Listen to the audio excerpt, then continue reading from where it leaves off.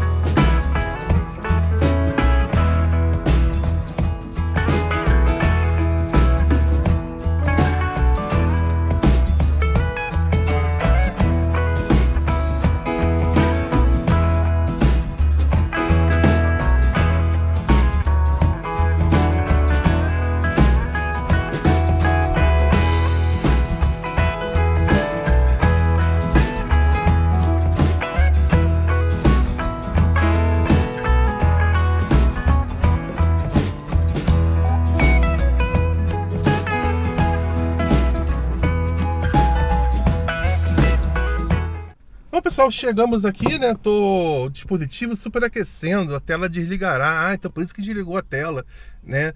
Tá aqui pegando sol, né? Desligou a tela, eu esqueci de desligar a tela depois de 1 minuto ali começando a gravar. E também acabou toda a bateria. Então eu vou terminar o vídeo por aqui. Acabamos de chegar aí, como vocês viram, né, em Tremembé. Vamos almoçar, vamos ali na pracinha. Hoje tem uns negocinhos lá de artesanato na pracinha. Depois a gente vai embora pra casa. Vamos só almoçar num lugar diferente. A gente vai dar uma volta de carro, que a gente gosta de andar por aqui para conhecer os lugares, né? E no meio do caminho a gente sabe que tem umas barracas que vendem frutas baratinhas. Então a gente vai passar lá também. Valeu? Então no mais, pessoal, é isso aí. Espero que vocês tenham gostado aí do vídeo de teste da DJI Action 3. Action 3, né? Tô querendo falar inglês com português. Diga a opinião de vocês aí, o que vocês acharam da imagem. Valeu? É isso aí, pessoal. Obrigado por assistir o vídeo. Até o próximo. Tchau, tchau. Ó, vocês fizeram palhaçada aí na hora que eu tava gravando aí atrás, que nem fazia antigamente quando era menorzinho. Vocês me avisam que eu dou ripa na chulipa neles. Valeu, tchau, tchau.